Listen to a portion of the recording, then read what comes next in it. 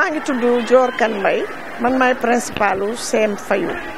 CM Fayou nag mi ngi juddu ci année 2016 ni mu juddoo ñi ngi ko créé bi ñu xaajalee lycée bi lycée Fayou bi nga xam ni CM la woon avant d'être lycée c'était le CM Fayou bi mu demee di màgg ñu yóbbu ko def ko lycée mu dem ba lycée bi àttanatul ñaari cycle yi ñu sende ko ñu xaajale ko léegi toxal CM bi ñu toxal ko nag bénéficier ci benn projet boo xam ni y avait l'inspecteur Modou Fall avec le président de l'APE du lycée monsieur Maguette Fall. C'est eux qui ont eu l'idée du projet là ñoom ñoo defar projet bi ñoo ko tëgg dox ko ba am financement bi ci Hilfa for Sénégal ñu ñëw tabaxal ñu ko équiper ñu ko. principal gis nañu tey sa naataango principaux yi ñëw nañ ci daara ji war fee def benn réunion seetlu lañ tam ñoom ñëpp am nañu ay appréciation ci rafetaayu école bi ci environnement bi ci résultat yi ñu bëggoon a xam lan mooy secret madame Kane. secret bi moom du leen lu dul CM Fayou dañoo jël boole sunu bopp boole sunu xalaat boole sunu doole lënkaloo principal professeur surveillant administration ba ca gardien ba ak parents d'élèves ñun ñëpp ñu bokk benn xel bokk yenn bëgg-bëgg muy jëmale CM Fayou def ko un CM d'excellence te loolu nag du liggéeyu kenn nit rek loxo yu bari ñoo ci jàpp ma koy waxaat encore une fois di santaata ñoonu lii occasion la pour me remercier personnel bu CM Fayou professeur jàngalekat yi surveillant yi président parents d'élèves ak ñi mu àndal muy parents d'élèves yi sekk CM Fayou yëpp seen taxawaay rafet na seen jàppale gis nañ ko ci CM bi boo gisee école bi ñu entretenir ko nii xam nga ni entretien environnement bu kii moom il faut des moyens mais moyens yooyu man duma ni ci moyens yi du kenn moo ko def mais parents d'élèves yi la ndax ci biir inscription yi ñu am ci la ñuy prévoir li nga xam ni mooy entretenir école bi ñun ak parents d'élèves yi ci biir CGE bi ci la ñuy d'accord ci yooyu yëpp wut xayma benn somme ne lii mooy désherber lii mooy nettoyer désinfecter lii mooy mooy entretenir espace vert yi ci noonu nag la ñuy doxalee muy loo xam ne dañ ko ànd ak parents d'élèves yi ànd ko ak CGE bi surtout laay wax waaw CGE bi ci la ñuy defee le budget prévisionnel ci budget prévisionnel boobu daaw ni ñu doxalee woon chaque année dañuy améliorer ren ji parents d'élèves yi fi mu nekk nii labo bii nga xam ni amul équipement xam nga allemand yi biñ fi ñëwee jaar nañ fi ma ne équipement ñu ne ma la salle là des na il faut vitrer il faut mettre les vitres pour ñu mën a indi équipement bi ñu ñëwee réunion de CGE ba ma ko waxee bërki démb rek y a déjà le menuisier qui est venu prendre les mesures pour incha allah xam naa fekki fan dinañ ñëw ñoom la nga xamoon mooy seen wàll ci loolu parents d'élèves yi dinañ ci ñëw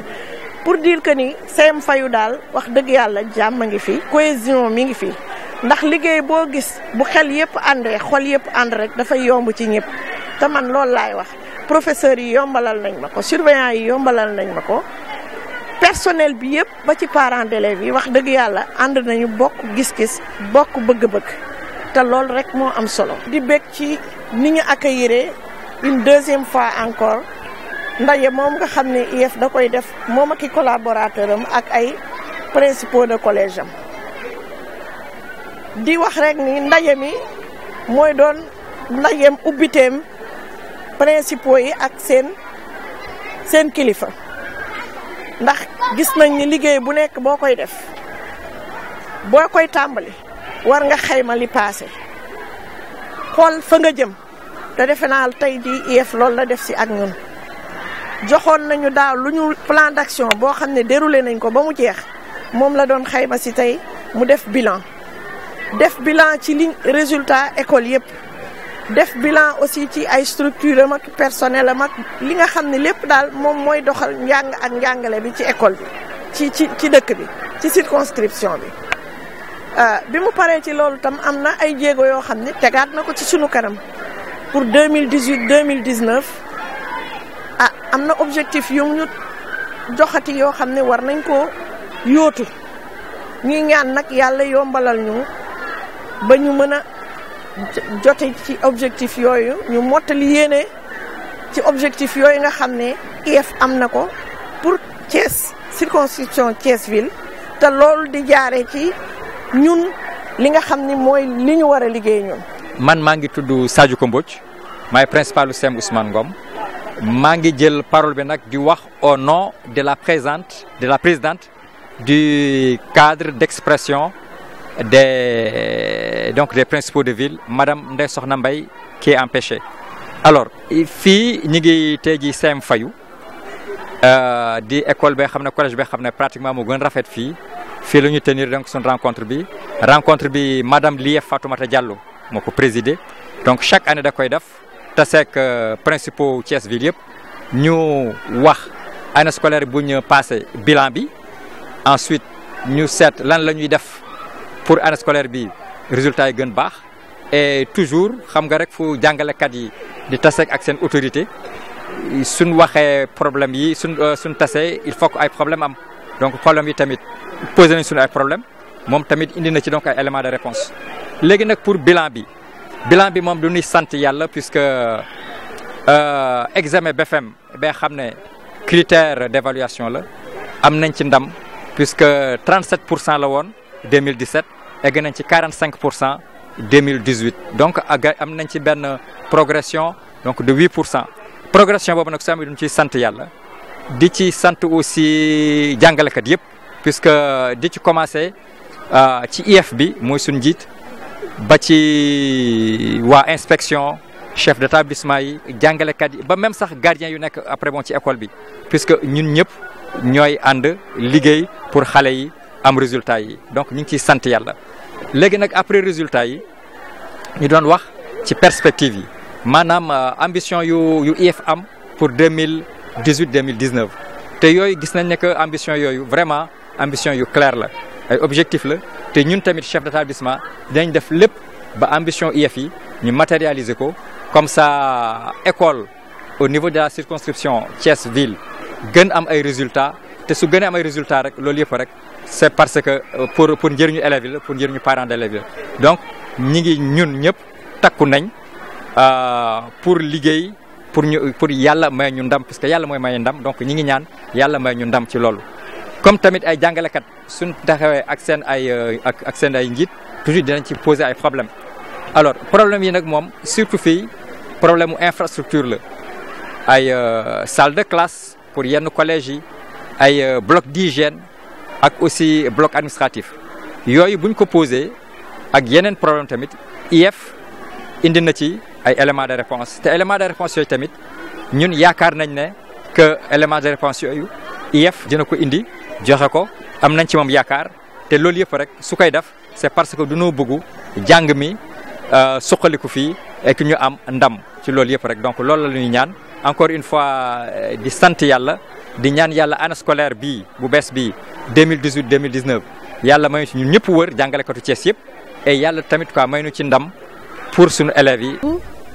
Aujourd'hui, nous sommes réunis au niveau du collège CEM Fayu pour rencontrer donc tous les principaux des collèges donc de la circonscription de Thiès-Ville, une rencontre de coordination, parler du bilan de l'année scolaire écoulée 2017-2018 et se projeter en termes de perspective pour l'année scolaire 2018-2019. Et pour ce faire, par rapport au bilan des examens scolaires, nous avons vu que nous avions fait une performance de 9,93, comme je l'ai dit tantôt lors du CDD. Et sur cela, je félicite donc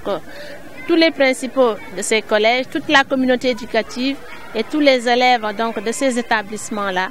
Et aussi leur demander de redoubler d'efforts pour qu'en 2018-2019, qu'on puisse encore faire des bons au grand bénéfice donc de ces élèves. Par rapport aux autres activités, comme vous le voyez, nous sommes toujours en déficit de table-banc.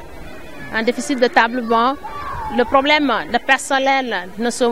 pose pas trop et malgré quelques impairs. Et là, nous les gérons à l'interne de concert avec l'inspecteur d'académie. Et par rapport donc aussi aux autres activités, quant au taux de redoublement des élèves pour les autres classes, là aussi le problème se pose parce qu'il y a toujours des effectifs pléthoriques. Il y avait eu la grève, n'est-ce pas, qui ont été des impairs et qui influent nettement sur les performances de ces élèves-là. Mais quand même, alhamdulillah, nous gérons toujours la situation à l'interne. Pour les perspectives, et là, on se réfère aux 7 ambitions du niveau central et nous avons demandé à chaque principal de se référer de ces 7 ambitions pour décliner à leur tour aussi des plans d'action qu'ils vont mettre en œuvre. La question des phares a été soulevée, la question,